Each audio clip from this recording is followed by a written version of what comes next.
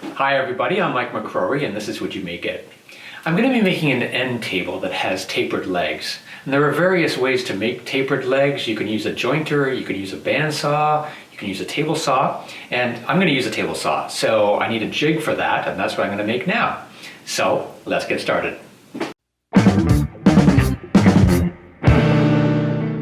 I'm going to start with this piece of Baltic birch plywood that's 5 feet long and about 3 feet wide.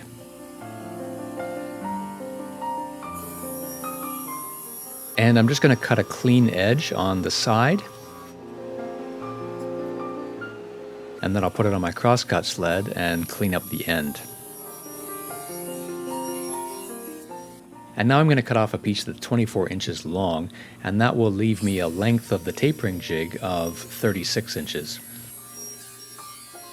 Since I'm cutting across the grain on the face of the plywood, I've put tape on the face to minimize the tear out.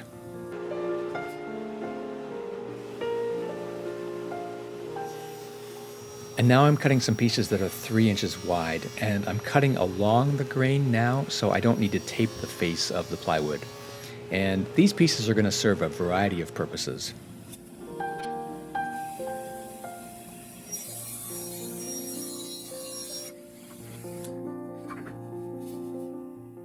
One is 3 inches wide, and the other one is 3 3/4 inches, and this is going to serve as the push handle at the back of the jig. And I'm not gluing these to the piece of plywood that's underneath, but I'm using that piece to set the relative positions of the two pieces so that the tops are flush together.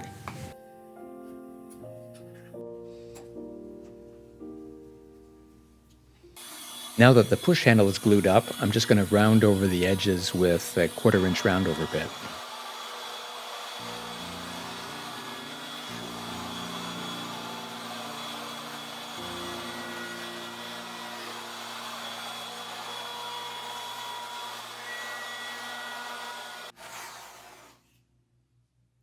And now I'll cut a couple of 4-inch strips off the jig, and that will make the final width of the jig 20 inches. And I'm cutting the jig to be pretty wide because I want to have the ability to cut tapered panels if I need to at some point. And I want these two pieces to be the same length as the jig. Next, I'm cutting a runner to fit into the miter slot, and I'm cutting this out of plywood because it has less of a tendency to expand and contract with seasonal changes.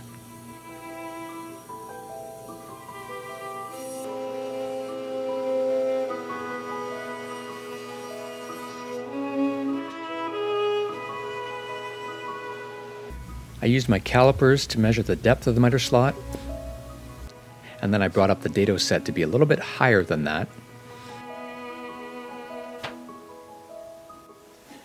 Then I cut the dado into the underside of the jig, but I neglected to record it.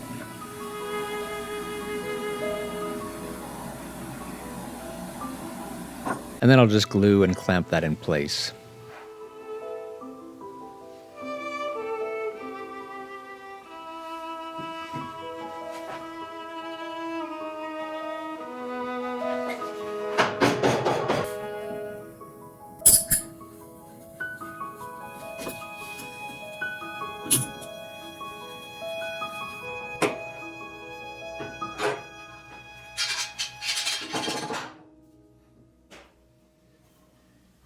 And using a piece of poplar, I'm going to put a clean hardwood edge on the edge of the jig that's going to be touching the table saw blade.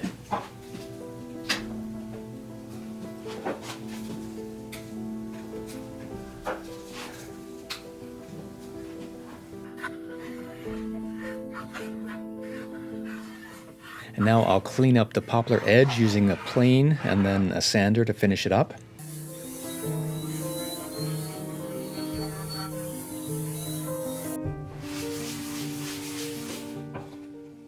And then I'll apply a coat of paste wax on the bottom so that it glides easily on the table saw.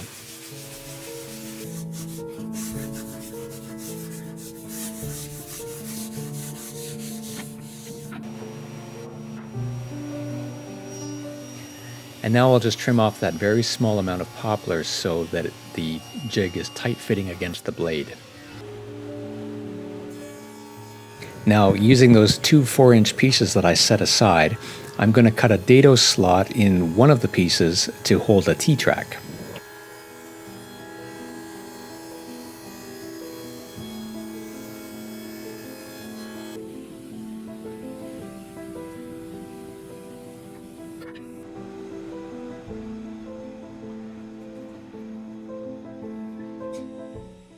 And I'll clamp the two pieces together and then screw the T-track in place.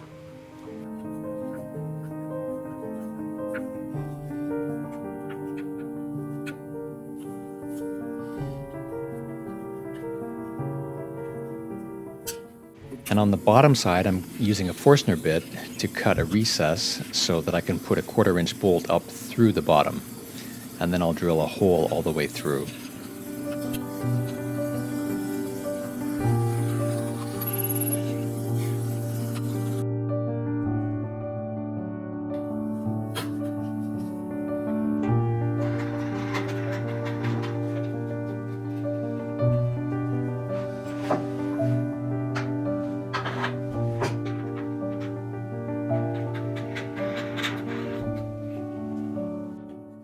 And now I'll just trim off that excess T-slot using my chop saw.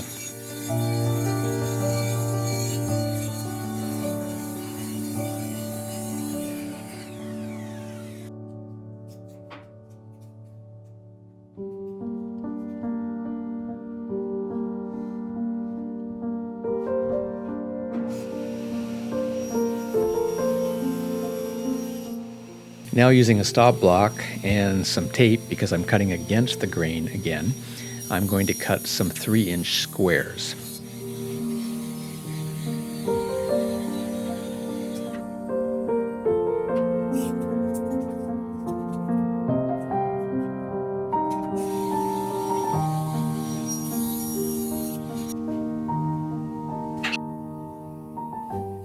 And now I'll clamp the push handle in place, and this handle is quite important for added safety to keep your hands away from the blade.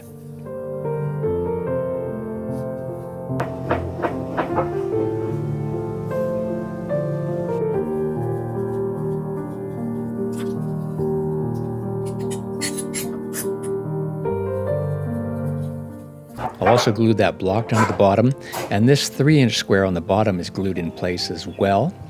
And now I'm going to place another 3-inch square on top of that, and this makes it adjustable so that I can increase the height of the cross pieces to whatever desired height that I want.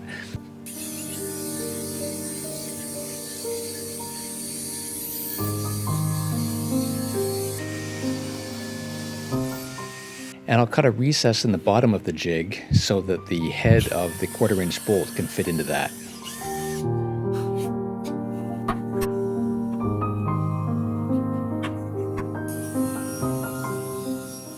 These 3-inch wide pieces are going to be the cross pieces, or the cross braces, that are going to be used to set the taper angle.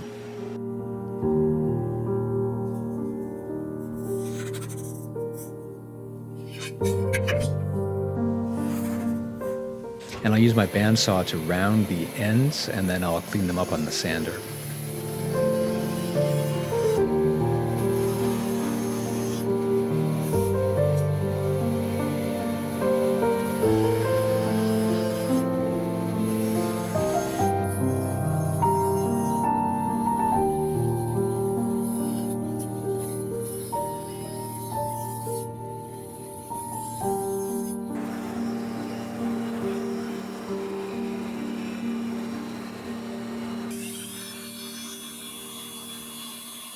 And now I'm using a 5/16" bit to cut a slot down the center of the cross pieces. I'm using a 5/16" bit because I want the slot to be just a little bit wider than the diameter of the 1/4-inch bolt that will go through it. And you have to hold this very carefully when you're cutting a slot like this, because it can very easily get away from you. But I'm just doing it freehand. I'm not using any stop blocks because the actual start and end point of the slot doesn't really matter that much. And now the cross pieces can be put in place.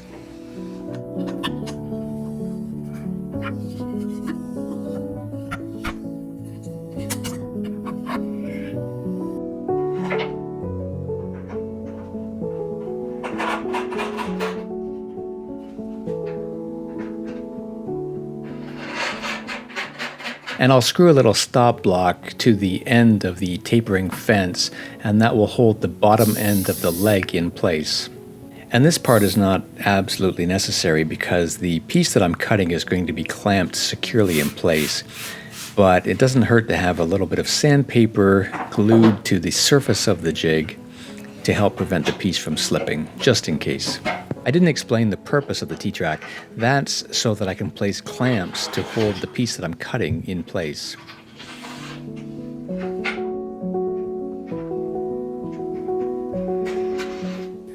And now we can give it a test run. So I've marked a line at the top of the leg. This is where I want to begin the taper. And what I do, because the edge of the jig is flush with the blade, I just align that pencil mark with the edge of the tapering jig.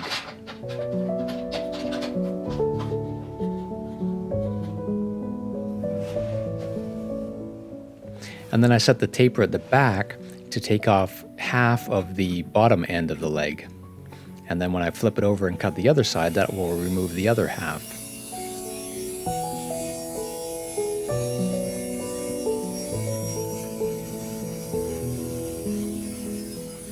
Now I'm saving these wedges that are offcuts because I'm going to be tapering all 4 sides of the leg. So I need to keep these wedges to insert after I've cut the first 2 tapers.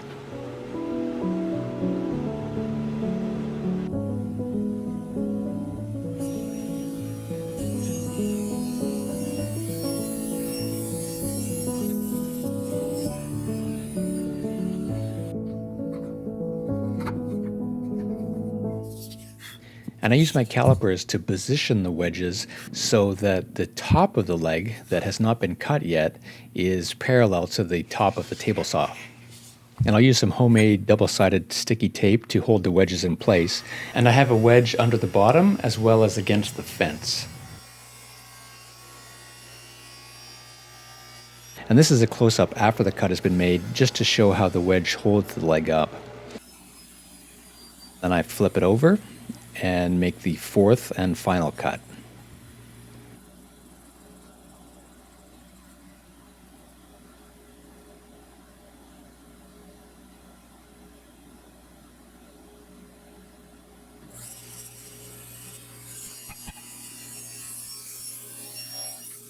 And there it is, a leg that's tapered equally on all 4 sides. So I gotta ask, would you make it?